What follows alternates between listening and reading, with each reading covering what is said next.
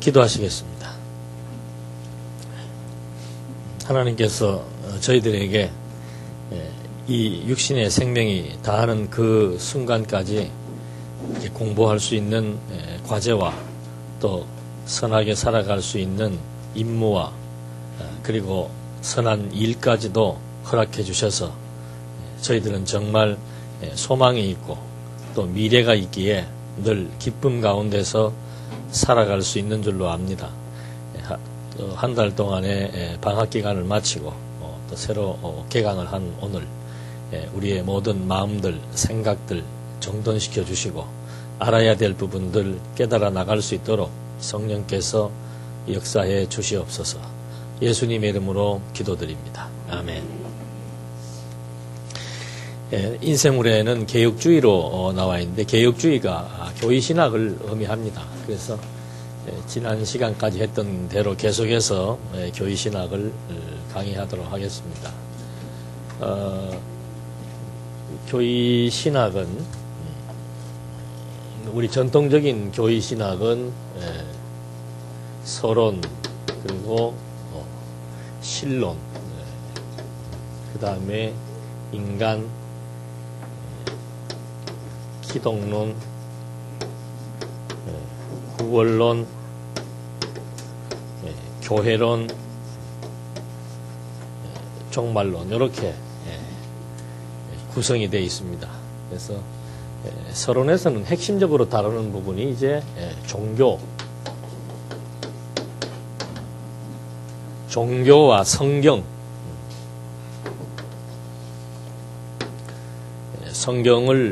종교와 성경을 다루고 있고, 그 다음에 신론에서는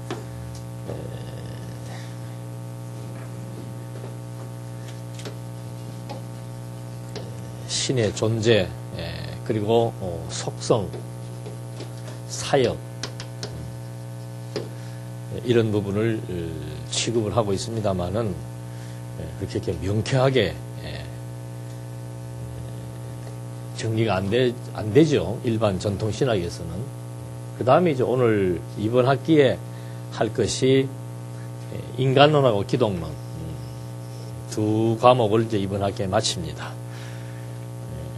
뭐 자세히 하려고 그러면은 뭐 요 한 과목 가지고 1년도 할 수 있는데 조금 이제 핵심적인 것만 뽑아서 내용들은 여러분들이 책을 보시고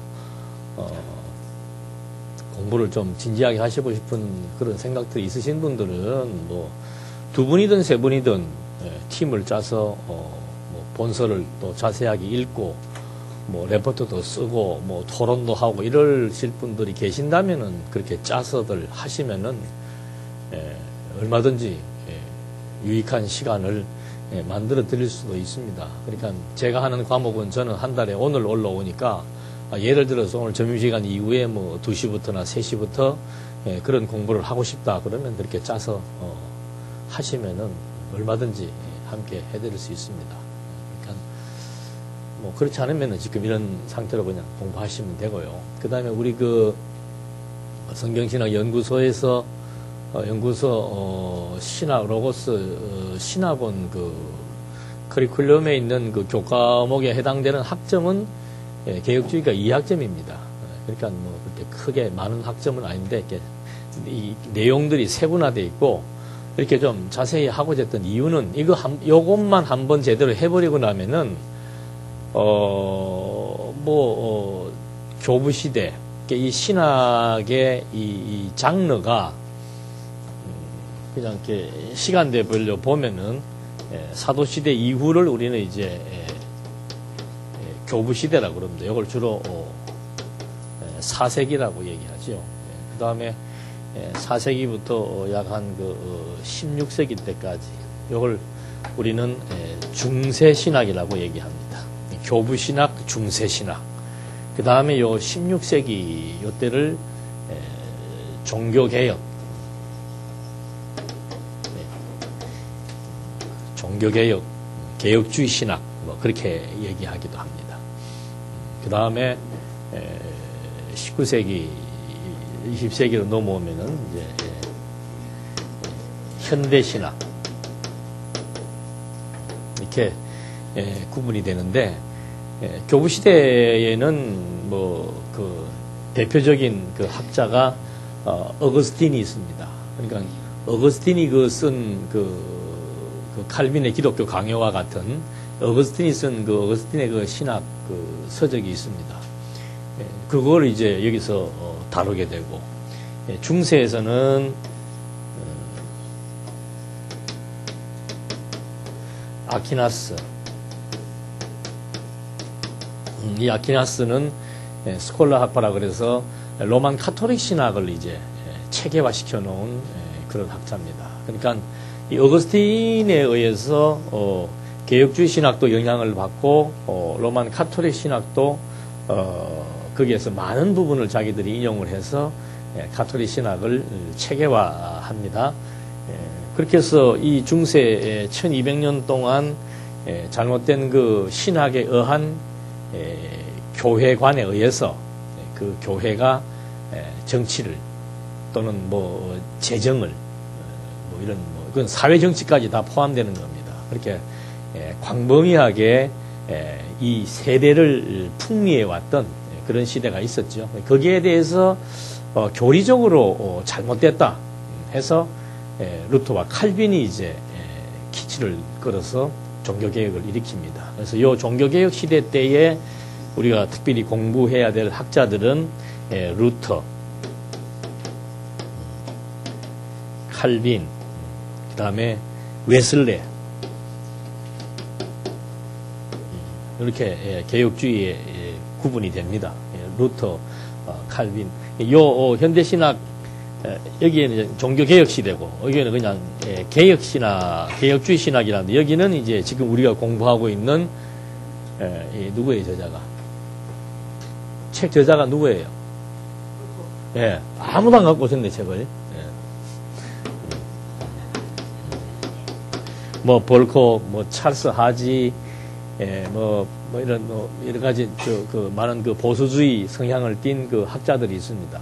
그리고 여기에는 이제 바르트나 불트만이나 뭐 이런 뭐 또는 몰트만 이런 신학자들이 있습니다. 그러니까 이제 앞으로는 이제 이 어거스틴에 대해서도 공부할 거고 아퀴나스는 신학대전이라고 하는 그 큰 방대한 그 저서를 기록했습니다. 그러니까 아퀴나스도 요약본이 있어요.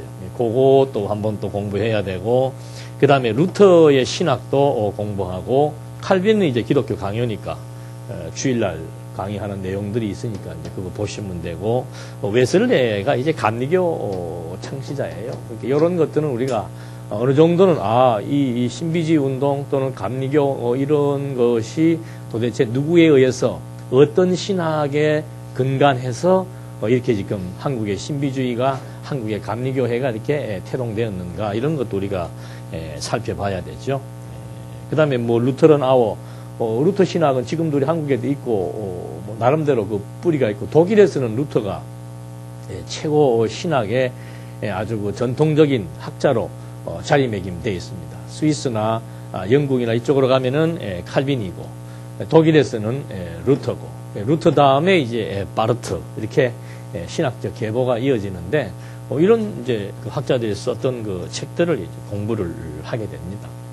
그리고 여기 와면 이제 바르트에 대해서 공부해야 되고 불트만이나 몰트만이나 이런 사람들의 그 서적들을 이제 차근차근하게 좀 볼 겁니다. 그렇게 해서 여기가 좀 시간을 끈 이유는 어차피 모든 신학에서 나오는 그 교리라고 하는 것은 거의가 다 똑같은 문제들이에요. 결국 다루는 게 모든 신학에서 다루는 게 뭐 종교란 무언가, 성경에 신빙성이 있는가, 그리고 신은 존재하는가, 인간의 정체성은 뭔가, 인간이 타락을 했는데 그 타락의 문제를 해결하기 위해서 그리스도가 필요하고 그리스도를 통해서라야만이 구원에 이른다.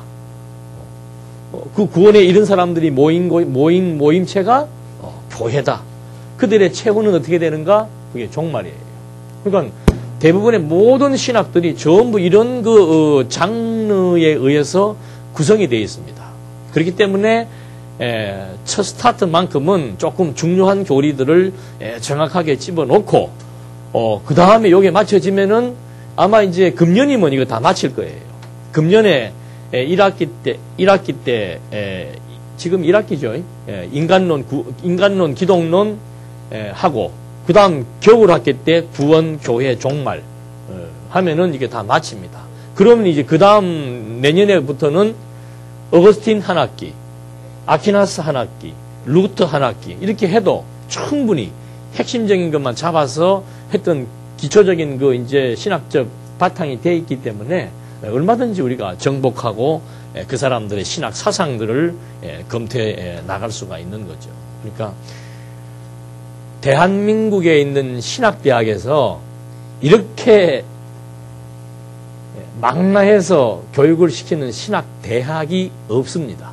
그러니까 여러분들 이 공부만 하고 나면은 뭐 이거 안 해도 웬만한 목사님들보다는 뭐 성경적 지적 수준은 훨씬 뭐 높지만 그래도 또 이런 그 성경을 잘못 해석했을 때 파생되어지는 교리적인 주제들 이것이 도대체 어떤 방향으로 흘러가고 어떤 문제가 야기되기 때문에 어떤 신학적 오류가 발생하게 되었는가. 뭐 어디서 보니까 우리 기부인이잖아요. 기부인 아니면 신사. 그건 뭐 옷 잘 입었다고 기부인이고 돈 많다고 기부인이 아니죠. 이런 하나님에 대한 확고한 지식을 갖추고 그게 진정한 지성인입니다. 하나님에 대한 지식이 모든 지식의 근본이기 때문에 그게 진정한 지성이에요. 그래서 그런 그 지성인들이 산출되는 성경신학 연구소의 로고스 신학원 자긍심이 생기죠?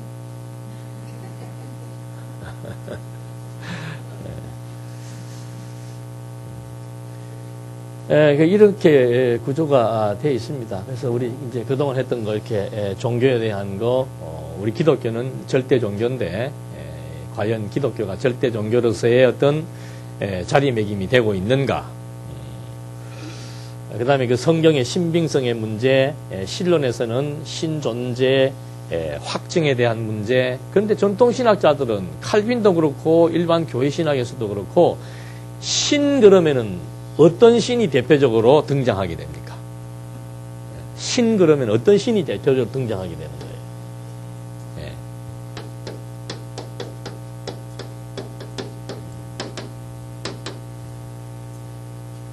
태초에 하나님이 천지를 신 그러면 창조주가 딱 각인되어 있습니다.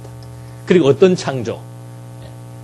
아름답고 선하게 창조했다. 이게 그냥 딱 신론에 뭐 이런 거 다 다루면서도 어디로 갔는지 없어요. 그리고 신론에서 핵심적인 신에 대한 정체성을 설명할 때는 창조주만이 부각되고 있는 거죠. 그러나 저희들은 신론에서 처음부터 부딪히면서 확인해야 되는 부분이 신존재 확증이죠. 이게 완전히 차원이 다른 거예요. 그렇게 해서 신존재 확증에 의해서 영원하신 하나님 이렇게 출발되어지는 그 신관과 창조주로부터 출발되어지는 신관은 차이가 있습니다. 그게 이제 본문 들어가서 뭐 신론 얘기할 때도 마찬가지고 인간론 얘기할 때도 마찬가지고 모든 기독론, 구원론 얘기할 때마다 그 기본적인 어떤 그 신학적 구조가 있습니다.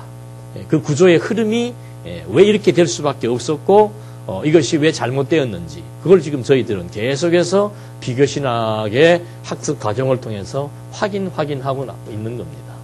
그 다음에 인간론에 있어서도 다루는 부분이 뭔가 지금은 뭐 인간론 또는 인생론 뭐 이렇게 얘기합니다만은 전통적인 신학에서는 인죄론이라고 얘기합니다. 인죄론. 인간은 뭐다? 죄인이다. 이렇게 출발을 하죠. 그러나 우리는 인간을 보는 관점이 다릅니다. 인간을 보는 관점이 달라요.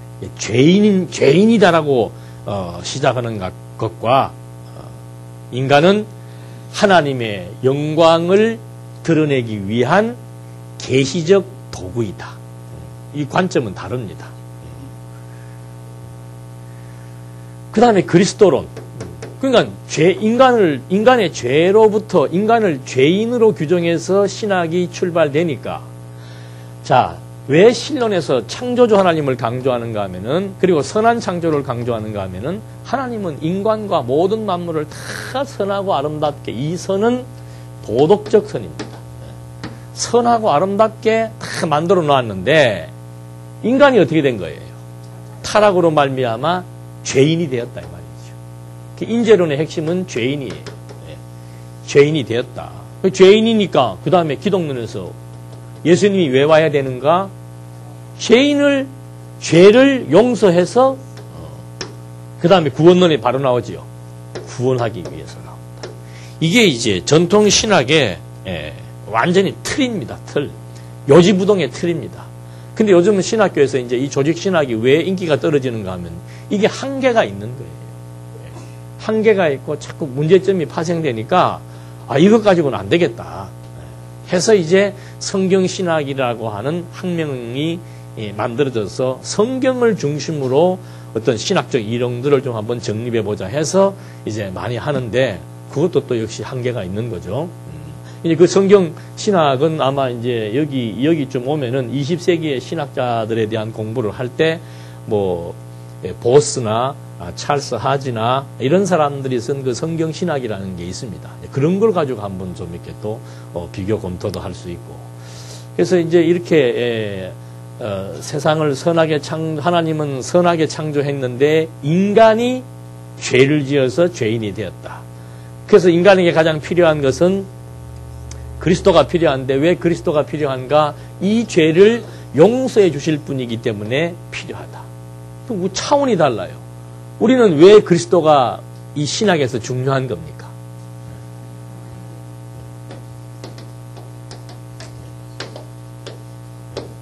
그러니까 모든 신학은 이 신론에 예속된 구조입니다. 근데 이거는 지금 제가 이렇게 수직적으로 썼습니다만은 전개 방식은 전부 수평적이에요. 인간, 예수, 구원, 교회, 종말이라고 이런 것들이 각각의 장르를 가지고 있으면서 이게 수평적 관계에서 대등하게 취급을 해주는 거예요. 근데 그러다 보니까 이제 결국은 여기에서도 초점이 누가 되는가 하면 인간이 부각될 수밖에 없는 거예요. 왜? 신학의 흐름이 타락한 인간이 이제 모든 문제의 화두로 등장을 해서 용서, 구원, 이 사람들이 모이는 데가 어디예요? 교회다. 왜 모여서 뭐 하냐? 뭘 기다리기 위해서? 천국을 기다리기 위해서. 그러니까 이런 식의 논리에서 처음부터 걸리는 게 뭔가? 그럼 이분이 왜 필요한가? 죄 때문에 필요했다. 그러면 죄 안 지면 이분이 필요 있나 없나? 그런 생각 할 수 있잖아요. 그러니까 또 그런 생각 하지 마라 그래요. 네. 그건 사악한 인간들이 하는 생각이니까 그런 생각은 하지 마. 네. 칼빈은 막 신경질을 내면서 그런 얘기를 해요. 네. 근데 이건 그게 아니에요. 여기에 보십시다. 자, 하나님께서 인간을 왜 인간을 창조하신 거예요? 인간을 왜 창조한 겁니까? 여기 지금 답 써놓고 하잖아요. 일단 무조건 이것만 얘기하면 돼. 예. 예. 당신의 영광, 당신의 존재를 확증시켜서 내 영광이 어떤 것인지를 깨닫고 뭐 하게 하시려고? 예, 찬양하게 하시려고 하는 거예요. 그래서 관점이 다르죠? 여기는 뭐예요? 죄. 여기는 뭐예요? 이 주제의 범주 안에 나머지 신학적 주제들이 여기 다 함의되는 거예요. 인간도 무엇을 위한 도구? 하나님의 영광을 드러내기 위한 도구. 또 그 다음에 누가 등장해요? 그리스도도 마찬가지예요. 여기는 구원하기 위해서 왔다. 인간의 죄를 용서해주고 구원하기 위해서 왔다고 얘기하지만 그건 부분적인 얘기예요. 예수님이 분명하게 얘기했잖아요. 저는 그 구절이 참 멋있어. 내가 온 것은 딱 정확하게 얘기해 주잖아요. 당신이 왜 왔다 그래요? 이분의 뭐? 이거 지금 확 다 드러내러 오신 거예요. 타락으로 말미암아 이 뜻을 우리가 이제는 그리스도가 없이는 알 수가 없잖아요. 그게 특별 계시란 말입니다. 다 어둠에 감춰져 버리니까 알 수가 없으니까 예수님이 오셔가지고 내가 온 것은 뜻을 이루기 위해서. 이 뜻은 이미 다 뭐 한 거예요? 완료예요, 완료. 뜻이 어디에서? 이루어질 것, 예, 진 것입니다. 그게 영원하는 거예요. 시간 개념, 시간적인 용어로 표현한 것이 과거형으로 표현했을 뿐이지 이미 영원히 다 완성된 거죠. 근데 완성된 걸 이 친구가 알아요, 몰라요? 모르잖아요. 모르니까 뭘 알 수 없습니까? 하나님의 영광을 볼 수가 없는 거예요. 그래서 어두워진 인간의 두뇌, 인간의 시각을 밝혀주려고 무엇을 오신 겁니까? 예, 빛으로 왔다. 그게 이제 하나의 표현 방법이에요. 어두워져 있으니까 내가 빛으로 왔다. 세상에 빛으로 왔는데 세상이 안다 모른다. 예, 누구에게만 알게 해주는 거예요. 예, 알아야 될 사람들에게만 이렇게 개인적으로 불러가지고 내가 그다. 그 시대는 그렇게 했죠. 지금은 일일이 그렇게 못하니까 이제 당신이 누굴 보낸 거예요? 성령을 보낸 거예요. 자, 여기서도 보십시오. 여기는 이 구원론에서 성령론을 같이 취급을 합니다. 그러니까 왜 같이 취급하는가? 성령의 핵심 사역이 뭐니까? 구원이니까. 참 좁지요. 근데 여기 예를 들어서 뭐 구원론이라고 얘기를 하더라도 이게 이제 성령의 역사예요. 성령이 무슨 인간 구원시키기 위해서 왔는가? 아니에요. 성령은 그리스도의 영이에요. 이 그리스도의 영 이름이 뭐예요? 보혜사. 내가 보혜사 보내주겠다. 그가 와서 할 일이 있다. 누구에 대하여? 내게 대하여. 다 나오잖아. 내게 대하여. 내가 그리스도라는 사실에 대하여 이가 가르치고 깨닫고 생각나게 할 것이다. 그러니까 성령의 사역은, 그리스도의 사역은 영광 계시죠. 성령의 사역은 그 영광 계시를 일일이 다 뭐 하는 거예요, 이제. 문서화 시켜서 뭐 하는 거예요? 깨닫게. 그러니까 성경을 누가 기록한 거예요? 문서화 시켰잖아요. 그리고 누가 가르치는 거예요? 성령이 가르치는 거예요. 무엇을? 그리스도를 가르쳐서 근본은 뭡니까? 영원하신 하나님의 영광을 하나하나 다 우리에게 깨닫게 하시고. 그러니까 전부 여기 어디에 다 걸려 있습니까? 신적 계시에 지금 모든 신학적, 교회 신학적 하위 주제들이 여기에 지금 다 예속이 되어 있는 거예요. 그래서 우리는 이걸 갖다가 신학이라고 얘기하는 거예요. 신학이라고. 근데 이거는 인간학이에요. 인간학. 왜? 이제 여기서부터 본격적인 주제가 설정이 되잖아요. 이건 인간학이고 여기는 신학이에요. 자, 이제 성령론, 뭐 구원론이라고 말하는 것보다는 성령론이 훨씬 나아요. 그 다음에 이제 나오는 게 뭐예요? 교회. 자, 이 교회가 구원의 분배기관인 줄로 가르치는 데가 로만 카톨릭이고, 지금 개신교에서도 그렇게 알고 있는 사람들 많아요. 교회 나와야 뭐 받는다? 교회 나와야 구원 받는다. 그게 교회인 줄 알아요. 그게 아니에요. 교회도 역시 뭡니까? 교회는 다른 말로 하면 뭐예요? 그리스도의 뭐예요? 지체, 몸이에요. 그게 교회예요. 그러니까 이 교회도 하는 일이 뭡니까? 그리스도의 지체니까. 교회도 하는 일이 뭐예요? 그리스도 증거하는 거 아니에요. 그리스도 증거를 통해서 뭘 깨닫는 거예요? 하나님. 그러니까 이 교회와 성령이 또 같이 다 어떻게 되어 있어요? 이게 지금 다 이렇게 어떻게 그림을 그리다 보니까 기가 막히게 그렸네. 다 어떻게 되어 있어요? 연결이 되어 있잖아요. 전부 연결이 되어 있잖아요. 하나예요, 하나. 그래서 이 교회의 표지는 뭔가 한 가지밖에 없습니다. 뭐예요? 교육이에요, 교육. 교회는 몸인데 머리가 그리스도니까 그리스도의 뭘 알아야 돼요? 사상, 뜻, 그걸 알아야 될 거 아니에요. 그걸 알게 하기 위해서 교회가 하는 일은 뭐예요? 계속해서 교육을 해나가는 거죠. 자, 이렇게 해서 이 교회가 최종적으로 되어질 상태가 뭔가, 그게 종말론이에요. 그게 이제 하나님의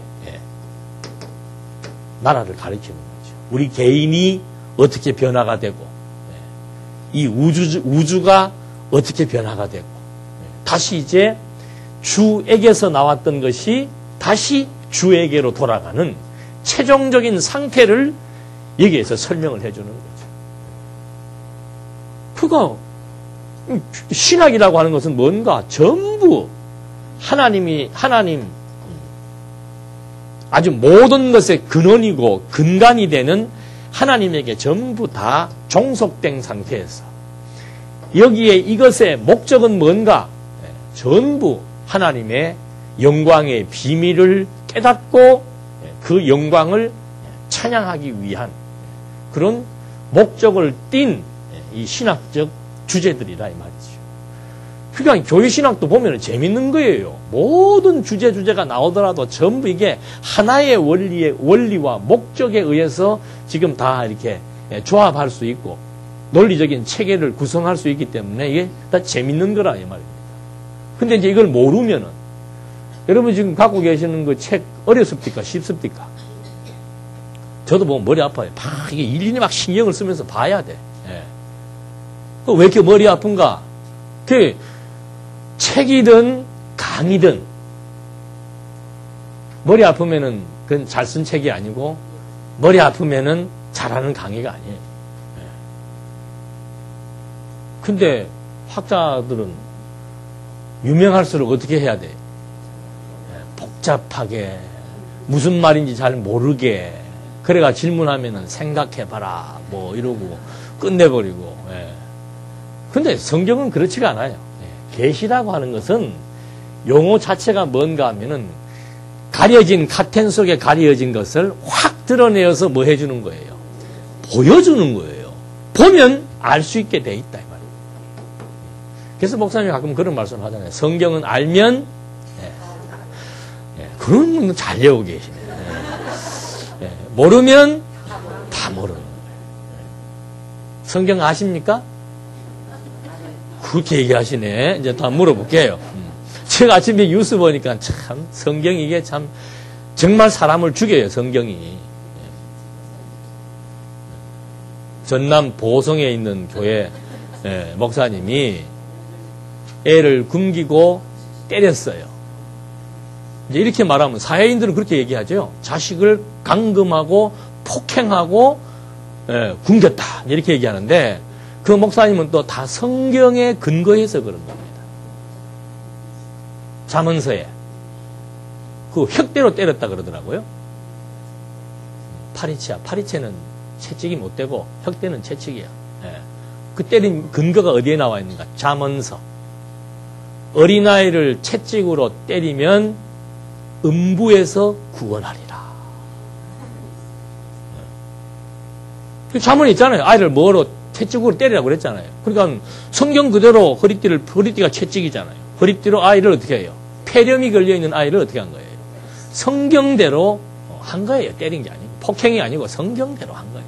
왜 그랬는가? 그러면 이 아이가 지금 폐병으로부터 뭐 받을 수 있으니까?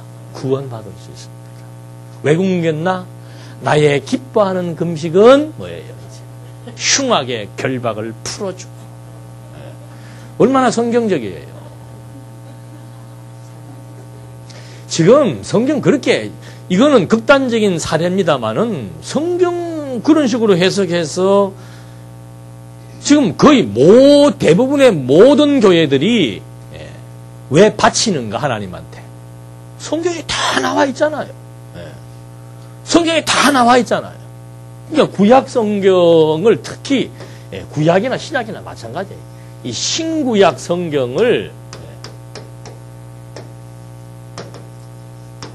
우리 그 개론에 나와 있는 대로 의미 분석을 못하면은 이제 그런 일이 발생하는 거예요. 어떤 면에서 볼 때는 그 사람은 요즘에 이어 번들번들한 기업화된 목사님들보다는 어떤 분이에요? 순수한 거예요. 자식 살려보려고. 여기는 이거 완전히 여기다 갖다 놓고는 그냥 막 교회 그러니까 우리는 다 공부해서 알잖아요. 교회당이 성전이고 연보가 재물이고 목사가 제사장이고 해니까 이제 성경에 있잖아요. 그러니까 연보라고 하는 게 우리가 쓰는 연보가 어디로 들어가는 줄로 아는 거예요. 하나님께 다 바치는 줄 알고 있잖아요. 그게 그래서 그런 거예요. 여러분 성경 이거 정말 잘못 안다라고 하는 것은 어떤 면에서는 저 이북에 있는 그 공산주의 사상보다 이게 더 무서워요. 그러니까 공산주의들이 뭐 중국이나 소련이나 뭐 이북이나 이 공산주의 제도권에서 가장 싫어하는 게 뭐예요? 종교라니까, 종교. 이 종교 말살부터 시키는 이유가 뭔가? 이 어떤 이데올로기보다 더 무서운 게 뭡니까? 종교예요. 우리 남한사회도 이게 다 어디에 매여 있는 거예요? 종교라고 하는 가장 무서운, 인간을 완전히 마비시키고 인간을 바보 만드는 그런 종교가 인간을 지금 다 지배하고 억압하고 있는 거예요. 그러니까 무슨 말을 해도 여기 한번 세뇌가 되면은 아무리 옳은 말을 해줘도 어떻게 해요? 안 들어요. 안 들어. 그래서 우리가 이 말씀이 전도가 잘 안 되는 거예요. 맞기는 맞는데 그 말은 뭡니까? 맞긴 맞지만 나는 그래도 이 틀을 뭐 할 수 없다? 벗어날 수 없다. 왜? 아니, 백이 하나라도 잘못, 여기서 벗어났다가는 자식이 잘못될 수도 있고, 사업이 잘못될 수도 있고, 무섭잖아요. 그러니까 아예 그냥.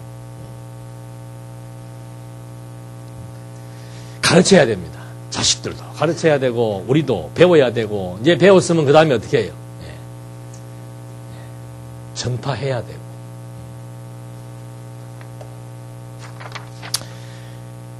이 목차가 원시 상태의 인간, 죄의 상태의 인간, 은혜 언약 안에 있는 인간.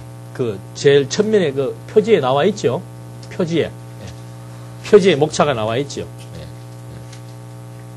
표지 넘기지 마시고 제일 첫면에 보면은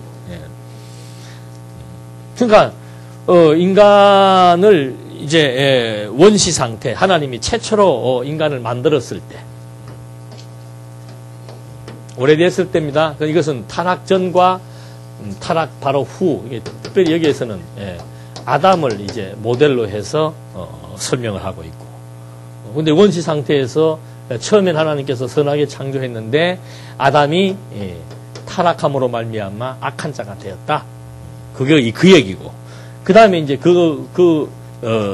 죄의 상태, 이 타락한 인간의 상태를 여기서 이제 그 다음에 적나라하게 설명을 합니다. 그 다음에 은혜 언약 안에 있는 인간. 이 은혜 언약이라는 말을 뭐 학자들 다 씁니다. 근데 그 은혜 언약이라고 하는 내용이 다른 거죠. 여기서 말하는 은혜 언약은 뭐겠습니까? 이게 논리적으로 보면은 기본적인 논리들은 다 가지고 있습니다. 하나님이 처음에 선하게 만들어 놨는데 원시 인간이 선악과를 따먹고 죄인이 되었다. 그러니까 이 죄인을 뭐 하는 게 은혜예요? 구속하는 게 은혜예요. 그래서 여기에서 이제 구속 언약이 나오게 되는 거. 이게 이제 인간론에 대한 기본적인 목차입니다. 근데 뭐 우리는 성경적 기독교에도 보면은 인생관에 보면은 하나님께서 인간을 생명으로 창조했고 하나님께서 인간을 생명으로 창조했고 그 생명으로 창조한 인간이 타락을 했는데 중생을 시키는 거죠. 왜 중생시키는 거예요? 여기는 구속이라고 생각하겠지만은 우리는 중생시키는 것이 이거 알게 하기 위한 이거 알게 하기 위한. 그리고 최종적인 상태가 뭔가 신령한 몸으로서의 부활에 임한다는 거. 그렇게 해서 전부 하나님의 계시의 목적을 따라서 인간의 존재 형식이 이렇게 달라진다는 것을 설명해 주는 건데 여기는 그냥 인간 그러면 하여튼 죄인이라고 하는 것만 크게 부각을 시켜서 그 죄인이 하나님의 은혜 언약에 의해서 구속을 받는다. 이렇게 이제 목차만 봐도 어떻게 앞으로 전개가 되겠다 하는 것을 확인해 볼 수 있습니다. 먼저 그 1페이지에 보면은 이제 넘기시면은 원시 상태의 인간. 원시 상태의 인간에서 제일 중요하게 부각되는 것이 우리가 여기 실론에서도 공부했죠. 원시 상태의 인간에서 제일 크게 부각되는 것이 자유의지입니다. 자유의지. 왜 자유의지가 부각돼야 되는가? 인간은 하나님께서는 선하게 만들어 놓았는데 인간이 자기의 의지에 의해서 타락했기 때문에, 그래서 그 원시 상태의 인간을 말할 때는 여기 지금 전통신학 이것은 잘못 들어간 겁니다. 요거는 뭐 설명하는 방식이라고 이해하면 되고, 원시 상태의 인간이 자유의지에 의해서 타락한 결과 허물과 죄로 죽게 되었다. 그 말을 하려는 건데, 1차적으로는 뭔가 자유의지가 있는가 없는가, 그게 이제 원시 상태의 인간에서 핵심 사안입니다. 그래서 그 어거스틴은 처음에 인간이 창조됐을 때는 자유의지가 있었다. 칼빈도 하나님이 처음 인간을 창조했을 때는 자유의지가 주어졌다. 그렇게 얘기를 합니다. 그러나 죄를 지음으로 말미암아 자유의지를 이제 박탈당했다. 그 다음부터는 노예의지인데, 그 노예의지는 사단에게 종속된 의지이기 때문에 그 다음부터는 인간이 모든 생각이나 모든 행동들이 사단의 조정을 받는 그런 타락인으로서의 면모가 나타나게 된다. 그런데 어거스틴은 그렇게 얘기합니다. 그런데 이 자유의지는 이제 타락한 이유를 말하는 겁니다. 이 자유의지는 죄로 말미암아 상실을 했음에도 불구하고 이성과 의지의 기능이 있어서, 인간에게는 이성과 의지의 기능이 있기 때문에 하나님의 도움을 받을 때는 선을 택할 수가 있고, 하나님의 은혜가 없을 때는 악을 택하게 된다. 뭐 이제 이런 얘기를 하는 겁니다. 그러니까는 이게 자연스럽게 들리는 거예요. 인간이 타락을 해가지고 처음에는 이렇게 하나님이 선하게 창조할 때는 아주 자율적 스스로 결정할 수 있는 의지가 있었는데, 타락한 이후로부터는 이거 상실했다면 상실한 걸로 끝내야 돼요. 근데 또 가만히 보니까 상실한 것 같지만은 또 인간이 자기에게 뭐가 있어요? 의지가 있잖아요. 뭐 내가 마음대로 할 수 있는 의지가 있는 것처럼 느껴지니까 선을 택할 수 있는 것은 이제 상실했다라고 칼빈도 그렇게 얘기를 합니다. 그러나 이제 그 다음에는 하나님의 도움이 있다. 내 스스로는 선을 택할 수가 없다. 왜? 그 다음부터는 사단의 지배를 받기 때문에 내 스스로는 선을 택할 수가 없는데, 하나님이 내 마음을 붙들어서 은혜를 베풀면은 뭐 할 수 있다? 선을 택할 수가 있고, 하나님의 은혜가 주어지지 않으면은 악의 노예가 될 수밖에 없다. 이런 얘기를 합니다. 그러니까 결국은 여기에 포인트가 뭔가 하면은 인간의 의지, 이성과 감정이 있기 때문에, 의지가 아직은 있기 때문에 하나님이 작용을 하면은 좋은 쪽으로 갈 수 있고, 하나님이 작용을 안 해버리면은 이제 이쪽으로 가는 의지는 내 의지예요. 그러니까 자꾸 사람들이 무슨 생각을 하는가 하면은 이런 구도가 없으면은, 자, 하나님이 여기에 창조했습니다. 창조했다 이렇게 딱 설명을 하니까 하나님은 어디 계세요? 지금 여기에 뭐가 있습니까? 거리가 있는 거예요. 하나님은 창조했다. 했다라고 하는 과거형이에요. 하나님은 창조했다. 지금은 창조만 해놓고 이제 어떻게 하는 거예요? 돌아다니는 거예요. 그게 보통 사람들이 가지고 있는 창조관이에요. 창조주에 대한 그런 관념이란 말입니다. 그게 이분법이고 이원론이란 뜻이에요. 그러니까 그림을 그릴 때 자꾸 원을 그리고 이 속에다가 자꾸 뭘 집어넣는 이유는 뭔가? 아니다 이 말이에요. 그러니까 또 성경에도 보면 실제로 하나님이 아담 만들어 놓고 아담이 타락하고 나서 하나님이 어떻게 합니까? 왔다 갔다 하다가 아담아 막 부르기도 하고. 하여튼 성경은 사람을 성령의 조명이 없이는 어떻게 해요? 헷갈릴 수밖에 없어요. 그러니까 20세기에 와갖고 이 바르트니 뭐 몰트만이니 불트만이니 이런 20세기에 온 학자들은 뭐라고 얘기하는가 하면은 그거 다 창조 신화다. 아니면 그건 하나의 관념일 뿐이다. 관념이란 말은 실제가 아니란 뜻이에요. 사람이 이렇게 추론해서 생각해서 이렇게 하는 말이지, 무슨 뭐 하나님이 뭘 창조를 하고 뭐 막 뭐가 돌아다니고 그건 하나의 관념일 뿐이다 라고 말하는 이유가 전부 이분법으로 생각을 하는 거란 말이에요.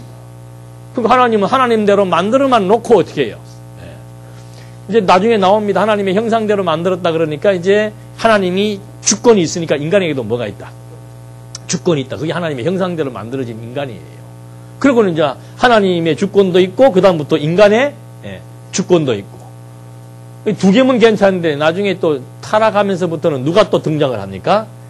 사단이 나타납니다. 그러니까 하나님, 인간, 사단 이게 삼각구도가 돼버리는 거예요. 이게 이분법이고 이원론적 구도입니다. 그리고 하나님은 만들어 놓고는 이제 떠나 계시는 거죠. 그 중간을 차고 들어온 영리한 여우가 누구예요? 아니, 사단보다 더 교활한 인간이 있습니다. 그 종파가 바로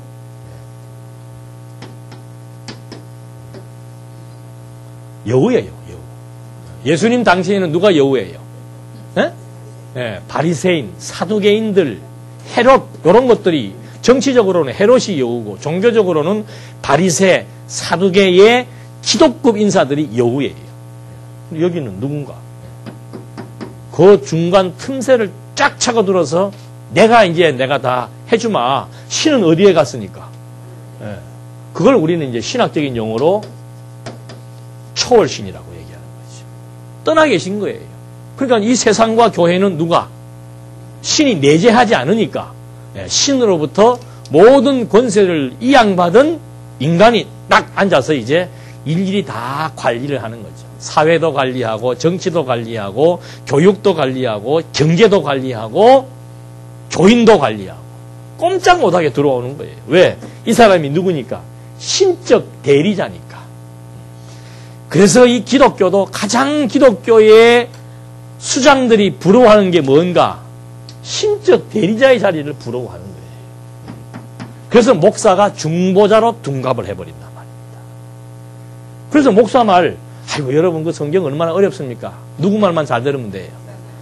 지금 이 여러분 교회 신학도 그 얼마나 어려워요. 제가 시키는 말만 잘 들으면 돼요. 똑같은 이치예요. 그래요 안 그래요? 볼꼬비 쓴 책이 어렸을 때가 싫습니까? 그 여러분 어떻게 제대로 하겠어요? 그 제가 그래도 이렇게 서비스해서 교환이라도 만들어 드리니까 어떤 거예요? 막 그런 대로 이게 좀 이제 뭔가가 막 확실히 맞는지 아닌지는 모르지만은 막 그래도 어느 정도 검증이 됐잖아요. 그러니까 이제 믿을만한 소리를 했다라고 하는 것 뿐이지 사실은 이건 뭐 복잡하잖아요. 성경에 비유하고 똑같은 거예요. 우리는 지금 성경을 밝히 아니까 그게 안 먹어들어가지만은 성경을 제대로 모를 때는 성경처럼 어려운 책이 어디가 있어요? 성경처럼 졸리는 책이 어디가 있습니까? 또? 앞장 보면은 이거 약 뿌려놓은 책이야. 앞장 보고 뒷장으로 넘어가면 눈이 벌써 반으로 내려앉아 버려요. 그러니까 복잡한 거 보려고 그러지 말고 누가? 목사가 뭐예요? 목사님. 교황님. 아니 왜 스님은 님자 붙이면서 왜 자꾸 목사는 안 붙여? 쓰 그래야지. 교황, 목사, 쓰. 님자 붙이려면 다 붙여주고. 자연스럽게 인간이 이 자리를 차지할 수 있는 게 뭔가? 초월신, 내재신으로 설명해 나가는 이분법적 원리가 완전히 사람의 사고를 이렇게 떨어뜨려 놔버린 거라 이 말입니다. 그래서 중간에 인간이 여기 차고 들어올 수밖에 없는 개연성을 갖게 만드는 교리, 이론, 사상, 그게 이때부터 발생한 철학이에요. 철학. 예수님 당시에 무슨 철학이 유행했습니까? 예수님 당시에 헬라 철학이에요. 그 시대를 다, 그 시대의 사상, 로마는 힘으로 그 지역을 정복했다면은 헬라의 철학은 사상으로 그 시대를 다, 사람들을 다 정복해버린 거예요.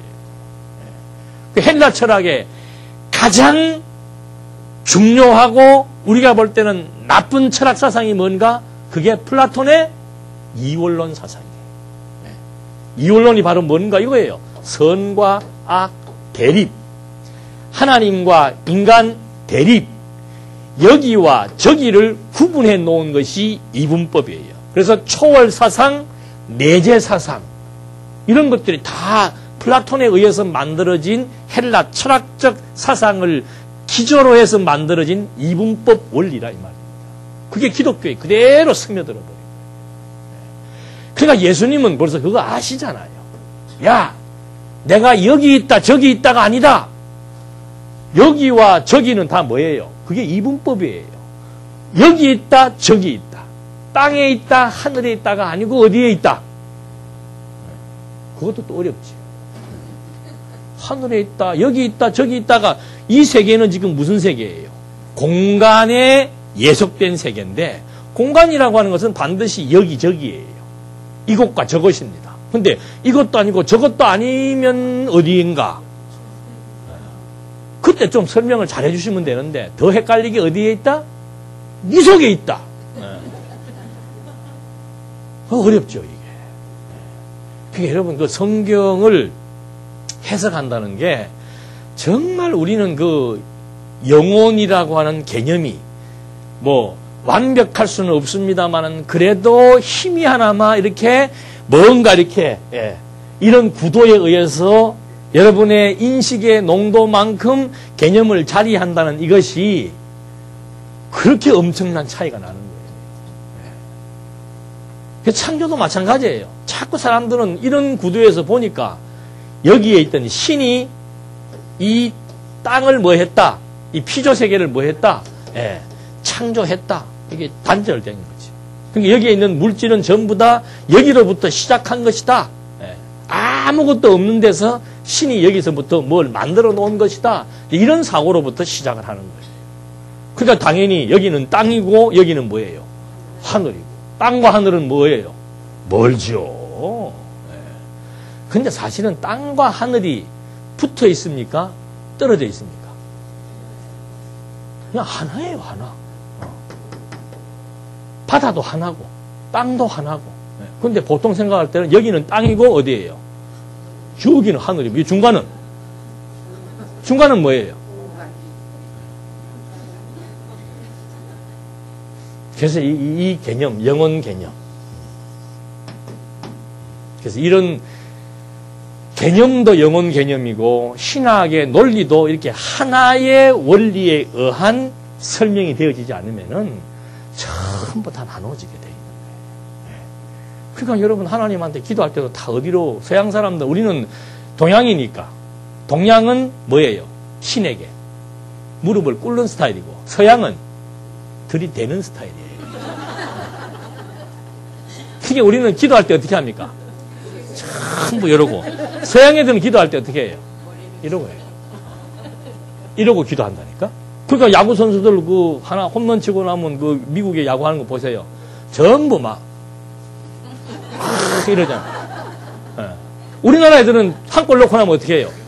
다 무릎 꿇잖아요. 그게 그 문화 차이지요. 신이 뭐 저기에 있나? 저기 보고 막 그걸 어디다 금방 저기 막 찌르고 막 이래. 그럼 또 신이 여기에 있나? 동양은 내재신이에요. 내재신. 그러니까 참 무릎 꿇고 여기다 대고 막. 별것 아닌 것 같지만은 이렇게 지금 이게 나누어서 공간의 개념을 가지고 신을 그렇게 협소하게 공간에 예속시켜서 이해한다는 것이 그런 엄청난 결과를 낳고 있다는 거. 그래서 이 자유의지, 이거 일일이 다 읽을 필요 없습니다. 이 지금 뭐예요? 제일 처음에 제목이. 원시 상태의 인간에서 역사적으로 고찰해 볼 때, 뭐 어느 시대를 망라하고 전부 주장하는 것이 뭔가 하면 전부 자유의지. 자유의지를 주장할 수밖에 없는 이유는 뭔가? 인간에게는 뭐가 있으니까? 이성이 있으니까. 그 이성은 우리가 스스로 지금 생각하고 스스로 판단하고 결정하는 그런 이성인 줄로 착각을 할 수밖에 없잖아요. 왜? 이런 원리가 없으니까. 하나라고 하는 원리가 없이 하나님은 여기에 있고 나는 어디에 있어요? 여기에 있다라고. 이 엄청난 거리감. 그러니까 나는 내 스스로 독자적으로 자율적으로 내가 지금 살아간다라고 생각할 수밖에 없지요. 그러니까 신학계 가서 제일 먼저 부딪히고 충돌되는 게 뭔가 하면 자유의지가 있는 거 없는가 그거예요. 왜? 신이 지금 보입니까? 안 보입니까? 어디에 있어요, 신은? 저쪽에 있잖아요. 나는 여기 지금 내가 있고.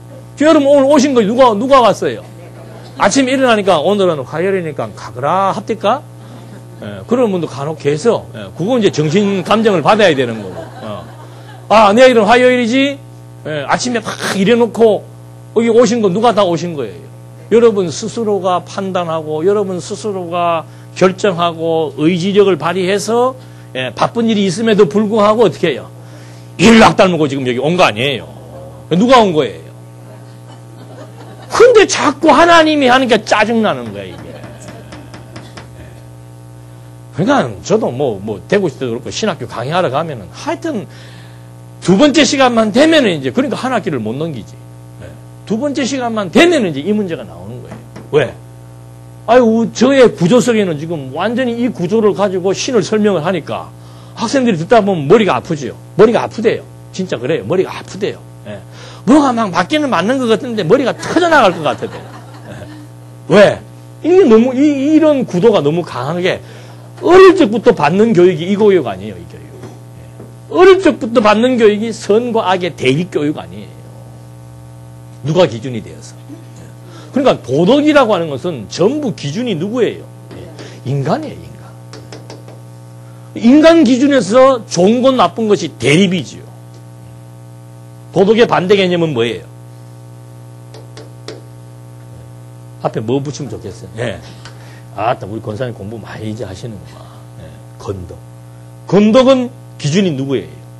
하나님. 그게 차이가 나는 거죠.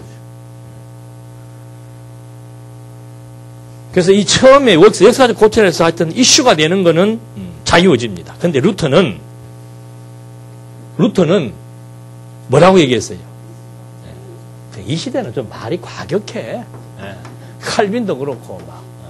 근데 뭐 예수님도 과격하시더만. 독사의 새끼들이라 그러고 막. 그리고 루터는 뭐 이성은 곧 뭐다? 창녀다. 이성을 주장한다는 것은 자유의지를 주장한다는 얘기거든요. 자유의지를 주장한다는 것은 그것은 말이 안 된다. 인간에게 무슨 자유의지가 있냐? 없다. 우리는 오직 뭐밖에 없다. 이성이나 의지가 아니고 뭐다? 오직 믿음이다. 그래서 루터는 로마서 1장 17절도 뭐예요? 로마서 1장. 의인은 뭐예요? 아니, 의인은 오직. 그러니까 루터는 오직 믿음밖에 없는 거예요. 근데 그 다음에 아까 설명한 다 그대로입니다. 칼빈은 이제 자유의지가 있다가 타락으로 없어졌고, 그 없어졌음에도 또 인간에게 남아있는 의지는 뭔가 악만 선택할 수 있는 그런 의지만 남아있지 선을 택할 수 있는 의지는 없다. 그렇게 말한 이유가 뭔가? 만약에 선을 택할 수 있다면은 구원도 우리 스스로 받을 수 있어요? 없어요? 있지요. 그거를 차단하려고 악은 그 인간에게 주어지는 그 의지가 그대로 악을 행할 수 있는 의지는 또 그대로 남아있다. 이렇게 말이 앞뒤가 안 맞는 소리를 하는 거예요. 없으면 없고 있으면 있는 거지. 없는데 악은 행할 수 있는 것은 있다. 이게 논리가 이제 안 맞는 얘기죠. 왜 그러는가? 왜 또 그러면 칼빈은 나름대로 논리학을 공부한 사람이 왜 여기에서 있다가 타락으로 없다 해놓고는 또 악을 행하는 것은 있다고 얘기하는 겁니까? 그래야 이 사람들에게 뭘 지울 수가 있는 거예요. 죄에 대한 책임을 지울 수 있는 거예요. 그러니까 이제 칼빈도 나름대로 이 어떤 신학의 구조의 전체를 가지고 있습니다. 인간이 타락을 했으니까 인간에게 책임을 지어야 되는데 자유의지로 타락을 해서 책임을 지었으면은 선을 택하는 것이 있다 해버리면은 여기는 구원을 마음대로 받을 수 있으니까 또 아예 없다고 해버리면은 죄에 대한 책임을 회피할 거 아니냐. 나는 내가 무슨 자유의지가 내가 있어야 책임을 지지. 이 말 또 왜 또 하는가 하면은 아담이 타락한 원죄하고 그 후손들이 우리 각각 개인이 지어야 되는 자범죄, 죄를 원죄와 자범죄로 따로 이렇게 또 분리를 해놔버리니까 자범죄는 누가 짓는 거예요? 그러니까 의지가 있다고 해야 됩니까? 없다고 해야 됩니까? 있다고 해야 되죠. 뭐를 지을 수 있는? 죄를 짓는 의지는 또 남아있다고 얘기를 해주는 이유가 바로 뭔가 책임을 여기다가 전가시킨다고. 그래서 이 첫 매듭 안 풀리면은요. 여러분 칼빈 사진 봤죠? 어떻게 나와요? 예. 우리 김경욱 목사님 그거 비하면은 막 우량아야. 예. 왜 그런가? 칼빈이 왜 그랬겠어요? 고민돼. 뭐 말이 앞뒤도 안 맞고 막 하나님이 다 했다고 하고 싶은 칼빈의 심정은 그거예요. 칼빈의 신학의 핵심은 절대주권입니다. 예. 절대주권이라는 건 하나님이 다 하신다는 거 아니에요. 막 하나님이 다 하신다고 했으면 속이 어떻게 해요? 확 터져버린 논리라는 건 그거예요. 논리는 막히면은 이 사람 잡는 거예요. 여러분의 얼굴이 왜 해맑습니까? 예? 왜 해맑아요? 막히는 데가 없으니까 그런 거예요. 우리 혈관도 막히면 어떻게 돼요? 예. 심장에 병이 생기면 얼굴이 어떻게 됩니까? 붉어지는 거죠. 왜? 막혔으니까. 예. 똑같아요. 이성적 기능. 예. 막히면 사람이 괴로워서 살 수가 없습니다. 그러니까 뭐 학문을 하지 않고 그냥 뭐 했더니까 오늘 떴다. 아침 됐으니까 먹고. 그렇게 사는 사람들은 뭐 말할 일이 없지요. 예. 순리대로 사니까. 예. 근데 짐승들도 요즘에 보니까 스트레스 받더라고. 예? 집에서 키우는 바둑이도 스트레스 받아요. 근데 안 받는 애들은 어떻게 해요? 아무 생각 없잖아요. 먹고 그냥 뭐 이러면 퉁실퉁실한데 스트레스 받으면 이제 팍팍 비틀어지는 거죠. 여러분 이게 지금 우리 뭐 성경신학이라고 하는 이것이 뭐 이론으로 끝나는 게 아니에요. 실제 우리에게도 직접적인 엄청난 막 오장육부 같아 어떻게 해요? 여러분 처음에 말씀 들을 때 통쾌하지 않았을까? 그게 이 논리가 일관되다는 증거예요. 막힘이 없이 그냥 콱콱콱 하나님의 절대 주권이면 막 처음부터 끝까지 다 주권이라 해야지. 그러니까 우리는 막 처음부터 뭐가 나오는 거예요?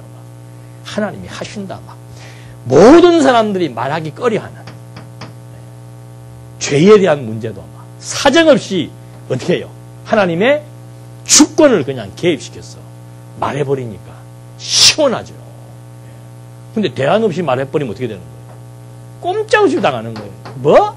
하나님이 죄를 짓게 한다고? 그럼 뭐 인간에게 자유의지가 없다고?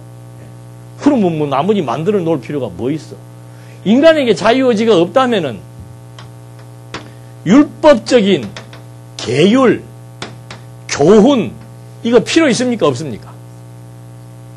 하나님이 다 하시면서 뭐하라 우리한테 이렇게 하라. 율법의 내용이 다 뭐예요?